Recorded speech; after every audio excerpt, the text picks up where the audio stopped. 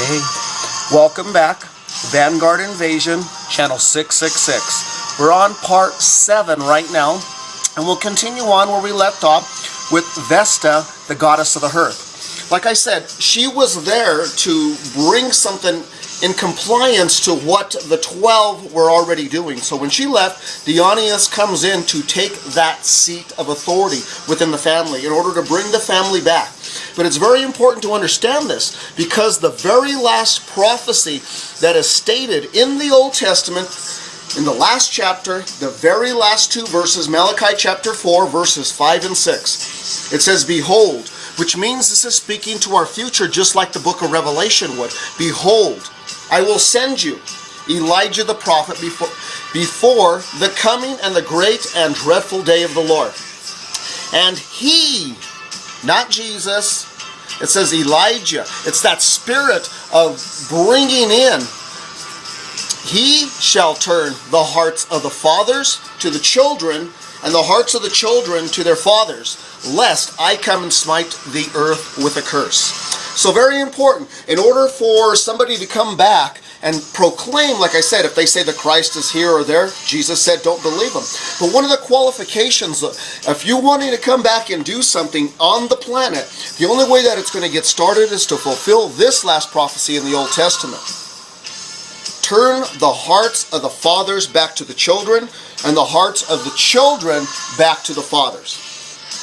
Okay, and so far that part, what we've talked about is the Dionysos section of everything. Now I want to go into my middle name concerning, now I want to keep this kind of brief, because I want to get into Acts chapter 17, which is the primary thing of all of this thing that I'm trying to do, because chapter 17 of Acts is going to list every single down, item for item, and you'll be able to understand a lot more.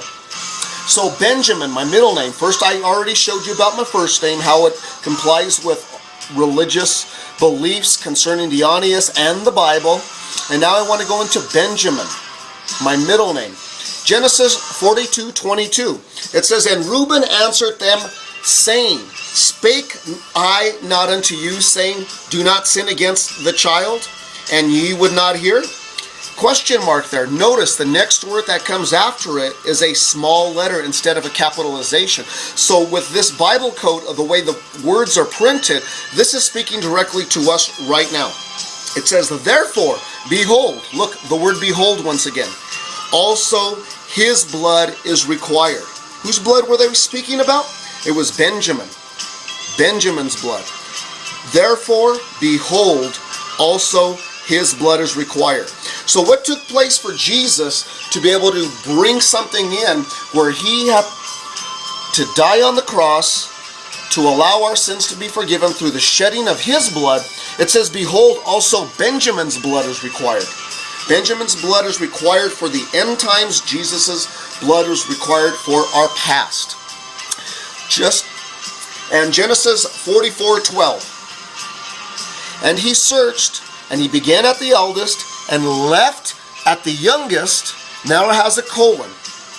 Once we see a colon inside of a sentence, there's a separation between that sentence. "And the cup was found in Benjamin's sack." So Benjamin is looking like he's got this cup that he's being accused of stealing, which he didn't, but that puts him in the place, because this cup was something that his brother used, or so he said, for divination, to be able to see into the future, see the unforeseen things. But the cup was found in Benjamin's sack. And who is the wine person, but if it isn't Dionysus, the cup bearer, to bring something for you to drink? Correlation with Dionysus and Benjamin. Deuteronomy 33:12. "Of Benjamin," he said, "the beloved of the Lord shall dwell safely by him, and the Lord shall cover him all the day long, and he shall dwell between his shoulders." So we got the shoulders here, and what's between our shoulders but our head?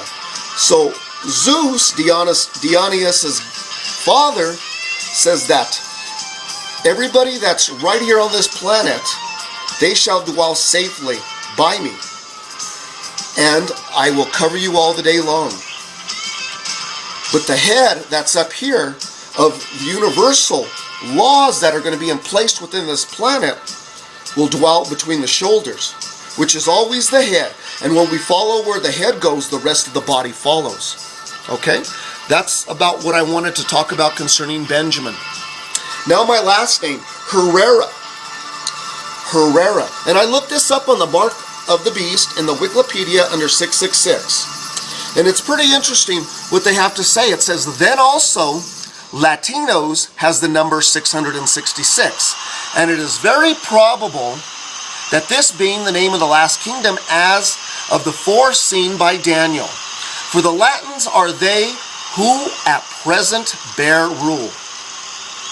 And this gentleman goes on to say, I will not, however, make any boastful comments concerning over this Latinos, but when you got Dion and Dionysos and you got Benjamin and the way that it's written, and then 666 ties into a Latino, my last name being Herrera, Hispanic, it's all part of the Bible code.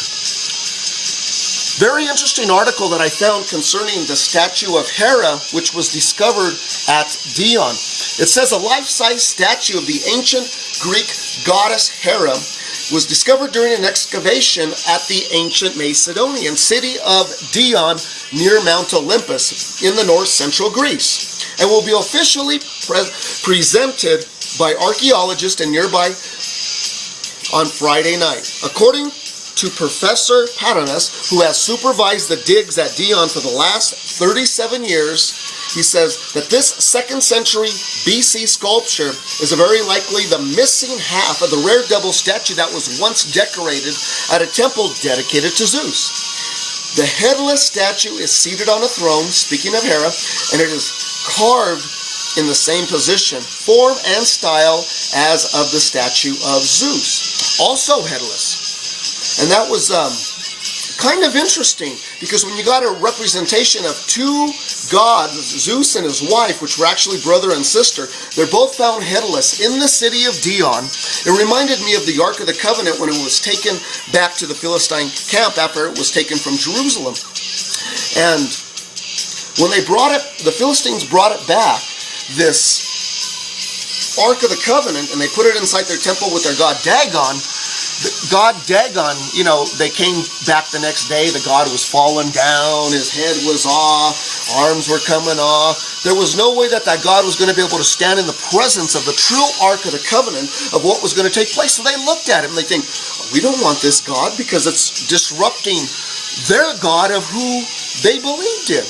So they put him back on a cart and send the Ark of the Covenant back. They didn't want nothing to do with it because they didn't want their god to be headless.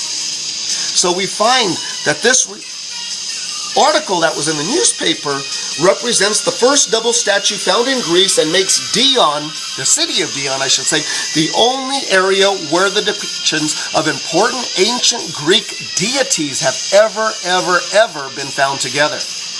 And just for knowledge's sake, Dion is situated on the foothills northeast of Mount Olympus. It's the tallest mountain in Greece, whose summit is considered by the ancient Greeks to be the home of all of the 12 most important gods in the world of the Greek mythology.